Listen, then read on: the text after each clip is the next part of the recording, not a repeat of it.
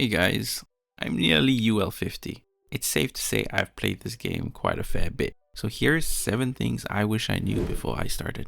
Don't upgrade your echoes all the way to 25 unless you're pushing endgame. Seriously, just don't. What a waste of XP. Look, see here? If I'm gonna upgrade this to plus 20, actually let's take this one. Void Thunder, I want to do ones right now, so any attacks, please, here we go. Attack. Okay, I'm gonna push this to plus 20 with just purples.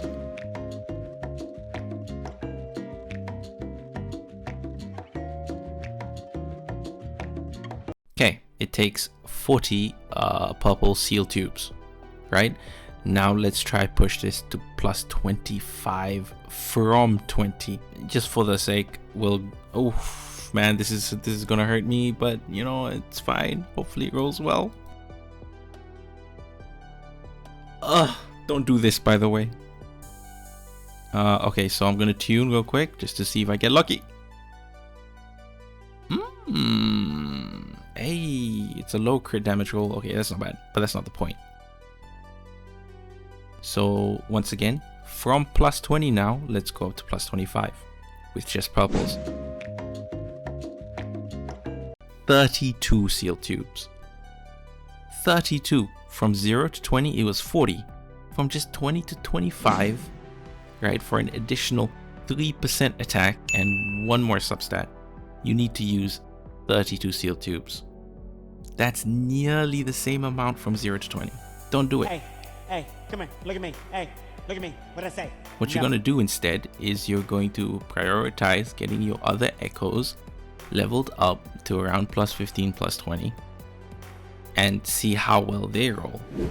Number 2, don't forget about your data bank, right? You need to prioritize upping this because your data bank determines the rarity of your echoes that drop.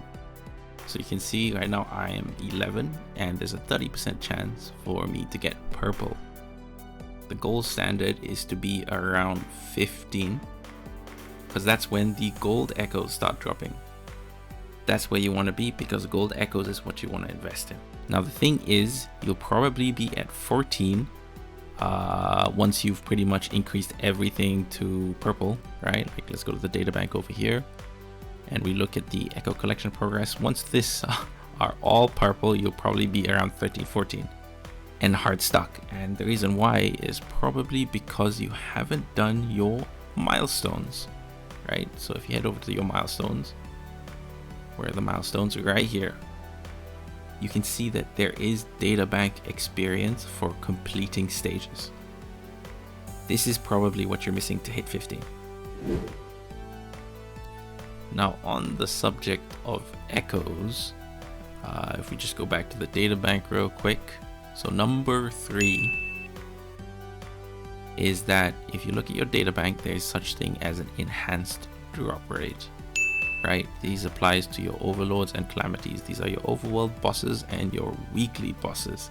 You can see here remaining chances 11 out of 15. That's 15 total chances per week. The counter resets weekly at an enhanced drop rate chance. Now if you go all the way up to 20, this is 100% chance.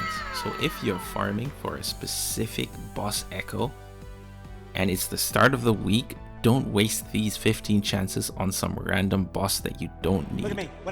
No. Prioritize the boss where you want the echo from first. It's first day of the week. Okay, wave plate consumption. For number 4, where do you spend your wave plates? So here are your wave plates. You have 240 max. So here is where you can spend your wave plates generally. Do not spend your wave plates on the tacit field early game. Early game, the rewards are just trash. They're really bad and they are not worth doing. And the only time I'll do it is if there's an event going on, right? Hold off on these. Oh, simulation challenges here as well. Character XP, weapon XP, shell credits out of void as well. Why? We get a lot of it from events. We get a lot of it from the overworld. we really don't need to be doing simulation challenges, right? If you find yourself really lacking, then maybe consider it. Me personally, I would first prioritize the weekly challenges. Get your 3 in, there's 60 wave plates per. Double check which character needs which material. Then I'd move on to the boss challenges to focus on character ascension materials in order to get my characters maxed out for their union level. The next thing I would do after all my characters, my main DPSs, my sub DPS, my supports are max leveled, I then focus on their weapons and their skills.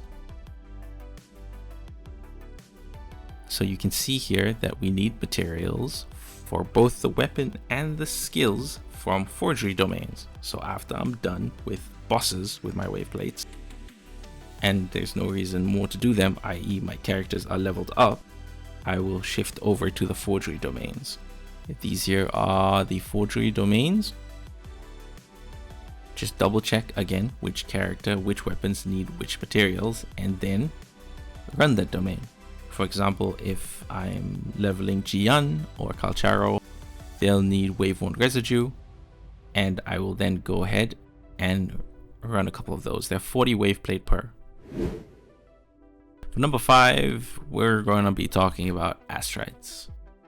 Astrites are your premium currency, and it's what you spend on banners in order to pull.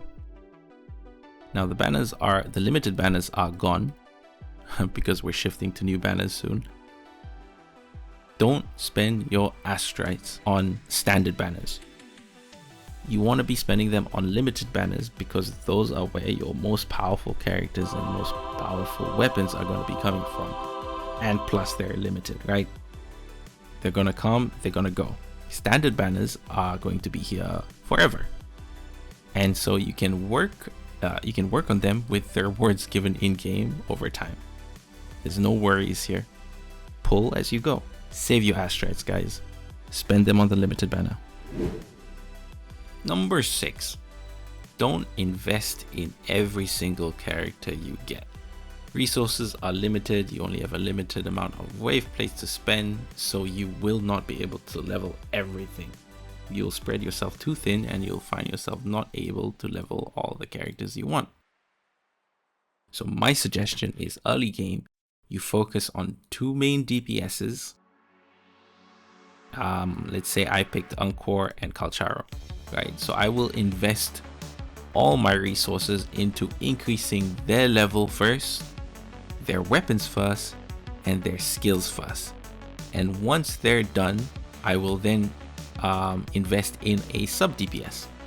So a sub DPS like Spectral Rover or Yang, I will then up after I'm done with my main DPSs. If I'm not done with my main DPS, I'll probably have them lag behind maybe like 10 to 20 levels. So if my Encore is 60, then my Spectral will be 40. And once I'm done again with my main DPS, I will then focus on upping their weapons and the sub DPS's skills. Once that's done, I'll then finally focus on support. Right now I'm using Jianshin as support. She's a great shielder. She heals a bit, not so much, but she's a good all-rounder, right? So she's my support and she'll be upped last. 2 main DPSs, 2 sub DPSs, 2 supports for early game. Why do we do that? That's because there's this thing called the Tower of Adversity. Okay, basically Tower of Adversity, the first 2 sections, the stable zone and the experimental zone, can be done with 2 teams, right? You just divide your players well and you can complete them all with 2 teams. The end game portion of Tower Adversity you'll need 3 teams for, yes, but that's end game. Towards end game you will have more materials to work with and you will be able to build your teams more freely, right? Early game, just focus on 2 teams. 2 main DPSs, 2 sub DPSs, 2 supports, guys. And finally, for number 7, use an interactive map. I know this is bordering on the min-maxes, but trust me, it saves you the headache for if you're looking for these Sonance caskets and you don't know where the last few are, and you're trying to finish up your collection for the rewards, it will save you the headache if you just mark it off on a interactive map. You don't have to use this one. There are others. Use whatever you want, but please use an interactive map. Save yourself the headache. And that's it for now, guys. I hope you enjoyed that one. Subscribe if you want to see more, and I'll see you at the next one.